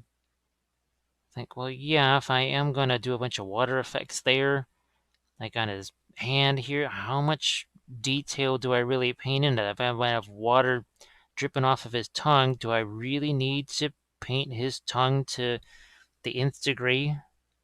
Are you going to really see any of that underneath all those water effects? Some things to think about. Okay.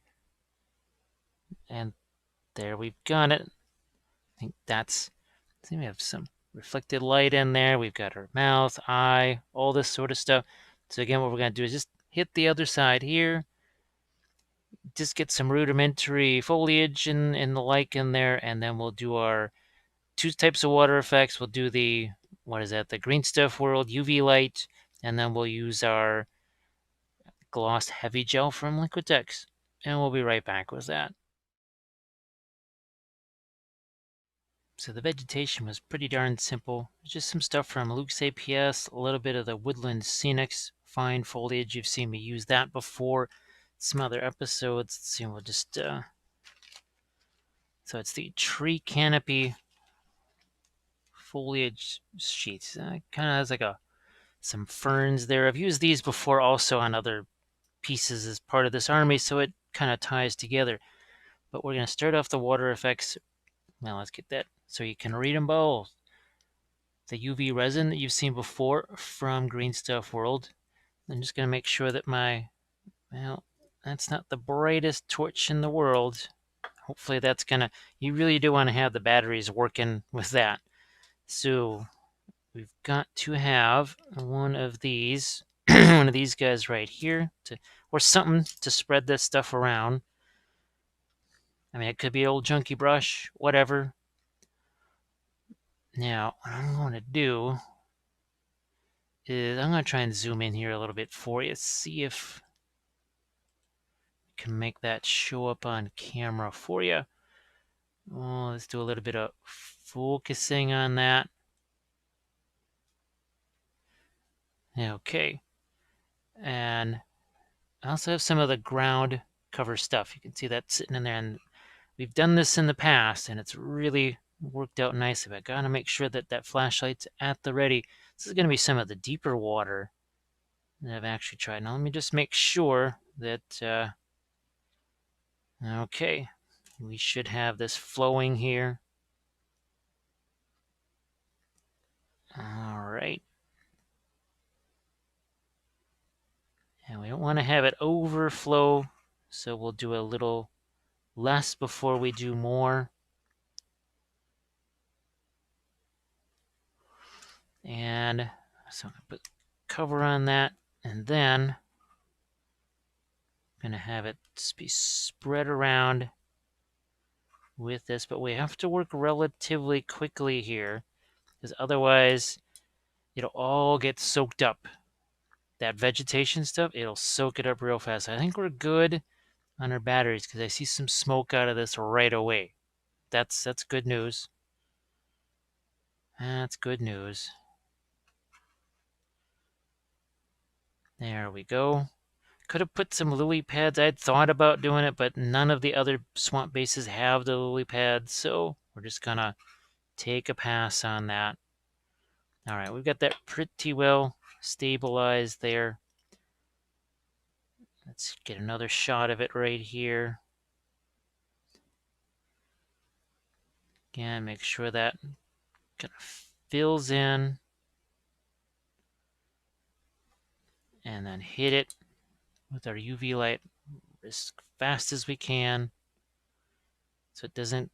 A little bit of absorption is okay, but you don't want it to all be absorbed. And this is where this really proves to be an advantage, because I've had it happen to me, seen it happen to other people, where they've got a lot of foliage and stuff, and it would be sucked up all the way into the plants. I mean, like an inch or two, just sucked anything, like a moss, fern, anything that was foam or anything that was absorbent, totally, and I mean completely absorbed all of the water effects, the traditional type of water effects, and that was not cool. That was massively not cool.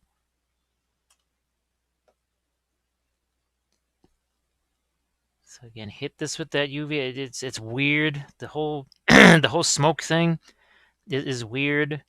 It's kind of like how MDF. It just smells like your whole house is burning. You just have to kind of accept that. Although it's nice because it is one way to know that it's working.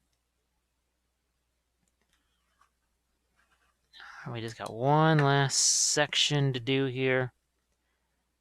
And as I've mentioned before, there are, just because it's UV and stuff, people say, well, that can turn yellow over time. Well, it really doesn't matter since this is a swamp. It's not supposed to be, it's not a sparkling brook or anything like that. It's not crystal clean water. It's supposed to be a little brackish, maybe, being a swamp. Well, that's really floating out some smoke there. I don't know. I don't think you can see it. I wish it would show up on camera. Because that is just, I mean, it's cranking out that smoke. It's pretty wild. So let's give ourselves, oh, maybe one last shot of this here on this front section. It will seek its level pretty fast, though. I mean, it really will seek its level. Boy, that stuff, and the stuff underneath, I can feel that it's solid. It's nice and hard, so it's done its work. It makes this part so much easier because I can see there's a couple of ferns right over in this area here that soaked in some of that. But I could kind of stop it right in mid-path, which is very cool. Okay, I think we're getting there. Basically, as soon as you see no more smoke coming up from the UV light, then you know you're all good. So let's see what, oh, look at that. You can see where the fluorescent paint was. Oh, look at that. That's pretty wild. So I think we are good all the way around. So again, I really do enjoy the UV resin. Very nice stuff. Gonna get our heavy gel out here for you to see. Boom, there it is. Liquitex heavy gloss gel. I just get this on Amazon, but gee whiz, you should be able to get in any kind of Michael's or Hobby Lobby, any kind of craft store like that. Should definitely be able to find it there. Now let's get ourselves a couple brushes here. All right. Old piece of blister pack. And let's pour some of this out. Well, pour is relative, more like scoop it out. Oh, that's probably more than enough for, I think, what we're going to be doing. I had been tempted to, speaking of blister pack, cut off a piece of that and use it as kind of a, oh, what would you say, a form to actually have some of that stuff dripping off. Do I really want to? No, I think I'm gonna see if I can do this the old-fashioned way, just by painting it on there and having it drip that way. And we're not really looking to do tons of it here. Let's get this. I'm gonna have to change my focus back, so give me a second here. We're also gonna zoom out a little bit. Get that looking the way it should. And certainly, wow, that feels warmer than I expected. So it does generate a little bit of heat. Okay. I'm thinking potentially here maybe. So we'll have that water. And it's not gonna dry this way. It's gonna dry very clear. It's gonna dry very clear. So you want to be aware of that.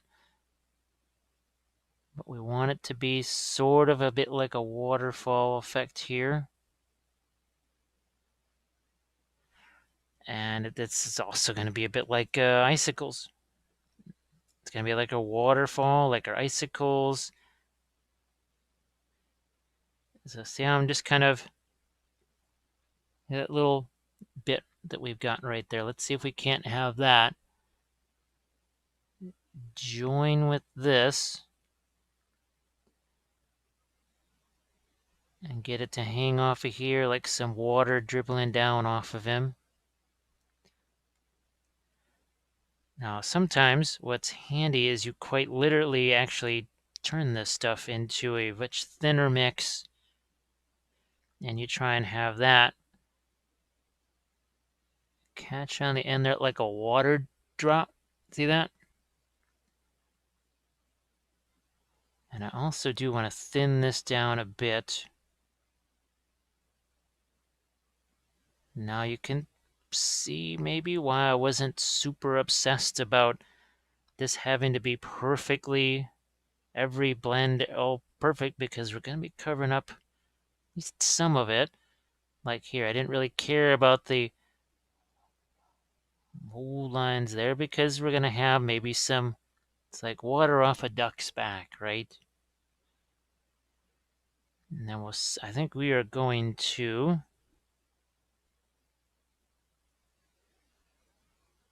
maybe have some of that here. Why not? And then I'm going to see if I can't. I've got one of these here, sort of like an icicle. Let's pull that baby down. Okay.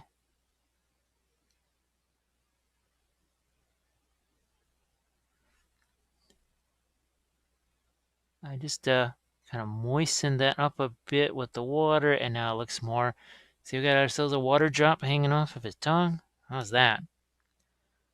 How is that? Again, just a little bit of water here. It thins it down. I don't want to break it down completely. This is another area here where I didn't want to have to worry about getting things just perfect with the. All right, let's get that. Oh, look at that. There's a. Let's pull this right here. I think I've got a couple that could potentially work. Oh, there we go. Then do our same little trick here. Watering this down. Let me see if I can put that where the palette is. This is okay, so this is something that I haven't really, this is a first. We've learned something brand new live here on camera. Is that you go drier with it, right? And then you go in like this. Okay, so this is just the straight up. See, it's all stringy like that. Oh, where should we put that? I'm thinking back here, maybe.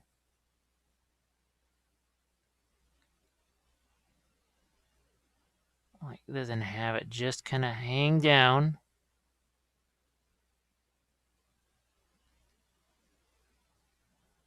Like so.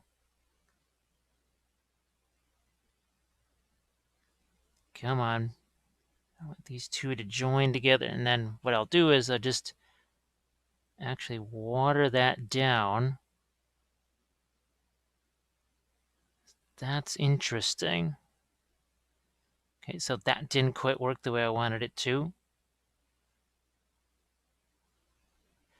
It doesn't matter, we wanted this to have some water cascading down anyways. Because I can always go back and add some more. Keeping in mind the entire time we're not going to have this, it's not going to be white like this at all. Not even close. Alright, oh, here we go. So here's a nice one of those long tendrils. Get him attached somehow.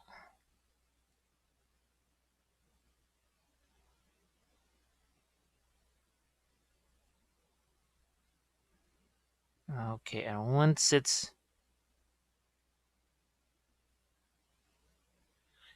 Gonna get that centered on the actual scale there. It'd be weird otherwise.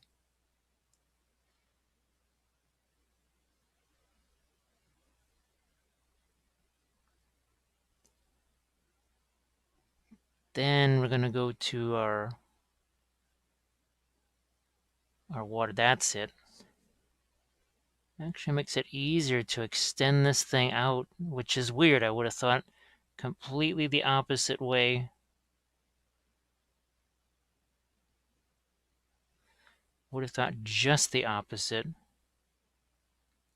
Like, now there was another one of those funky mold lines. It's kind of hard to deal with. So I said, the heck with it, and just covered it up with some, oh, look at that. Look at that. Bang, right there. And then we'll have it drip down onto the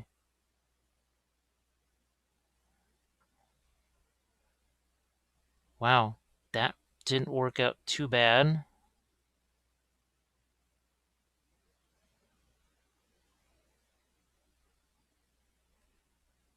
Okay. Then we will have it maybe do something like this here, like there's water drops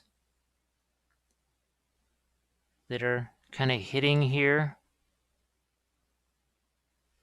See if I can do those a little bit. Just have those maybe artificially higher than they should be. Aha! See one right? Ah, there you go. It's a little out of the camera view.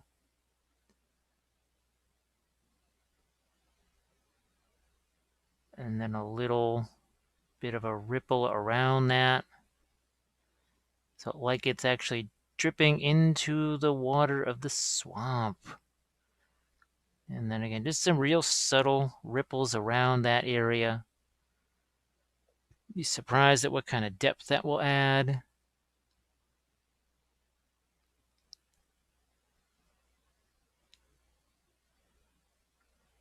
Once that turns clear, boy, that really does just go away.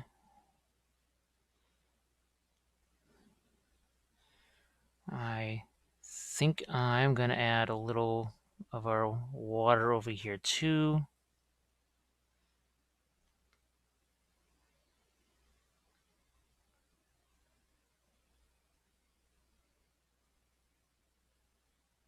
Like you do.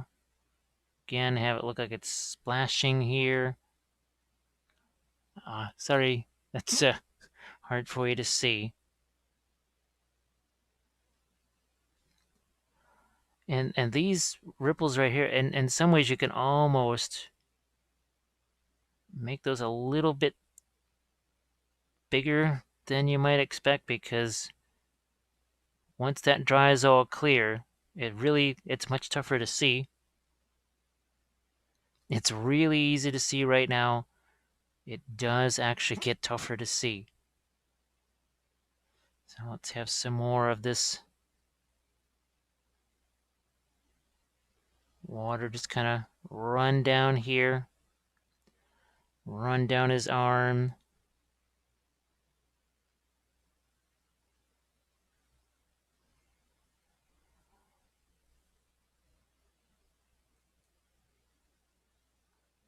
Maybe some here.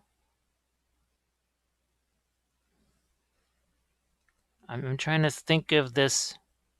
Okay, if it's going to be up here, it'll drip maybe down onto this part of him. Maybe to here.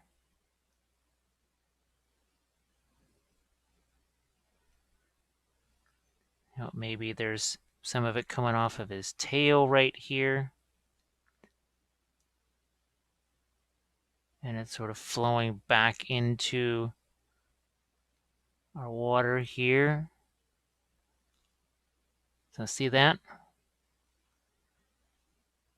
It's almost a little bit like a bit of a waterfall type of effect. I was actually thinking, geez, I almost forgot this. I hope you can see. Oh, if I turn it, yeah. I actually had hoped, because there was this gap here, to have it do something like this. Like it's really just come out of the water there.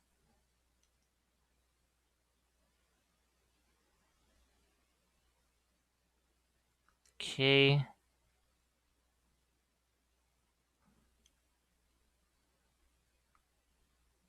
And then maybe even some more. Boy, some of those initial ripples have already kind of dried. Wow. Impressive.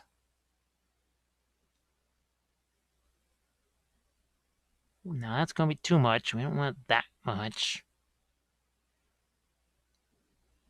So I'll just get rid of some of that.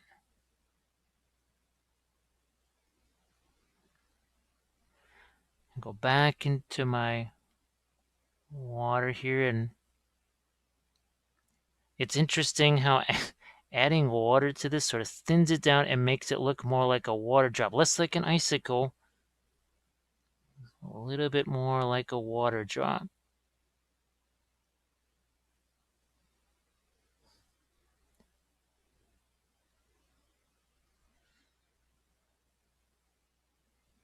And there's just too much on there. We can always take some of it away. But it's nice sometimes to have a pair of these, one larger than the other usually is best.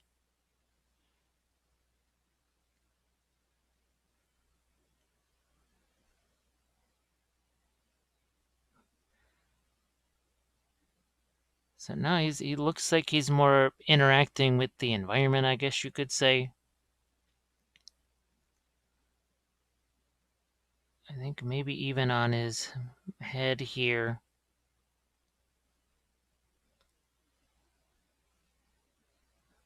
Again, there was mold lines in there I couldn't get to. There was some soft, weird little detail things that I didn't necessarily weren't thrilled with. And I think this is a good way to at least distract from those.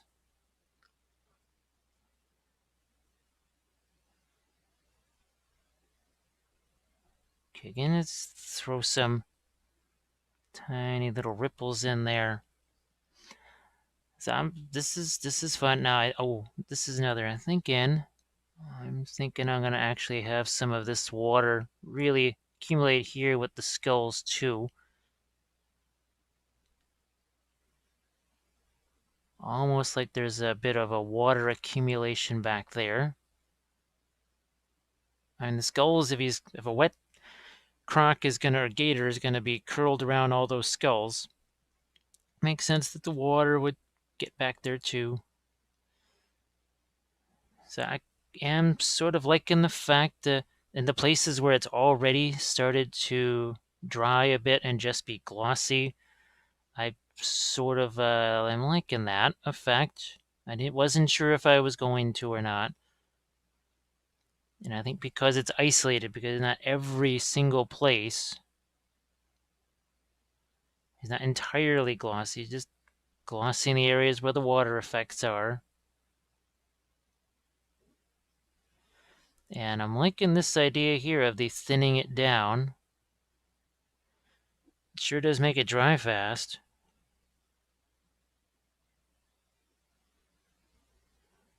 So again, more of our glossy water effects here.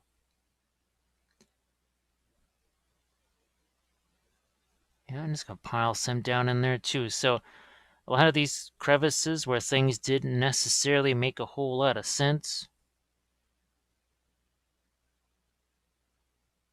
And I think I will just do some more of the glossy stuff here on his mouth. Who knows? Maybe even, since his teeth here, they're not necessarily the detail didn't come out so great there either. I'm gonna see if I can't get it to look like there's some water coming off of those as well.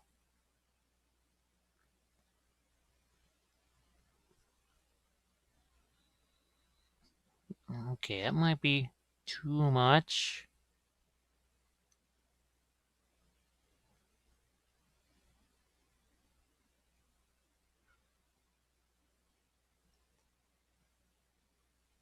I'm going to see if I can't get some more on the other side of this here. But there you have it, folks. So we learned something new here, I think, with these water effects, I had not tried before. It's something that you might see again, because I think it was useful. And as always, I want to thank everybody for all the support on the Patreon page. It matters a lot. It really does. Otherwise, I'd just be rushing through this here. It would just be trying to get this thing done, and that would be it. And I would maybe even forget half the stuff that I did on this, just in the quest to get it done and out of the way.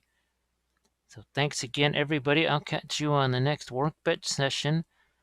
And I do believe there's going to be some terrain stuff coming up. So I do believe one of the next things you will see is a terrain tutorial of some kind. And until we meet again, I'll have some nice pictures of this crock for you in the closing credits and such. And thank you very much, everybody. I appreciate it.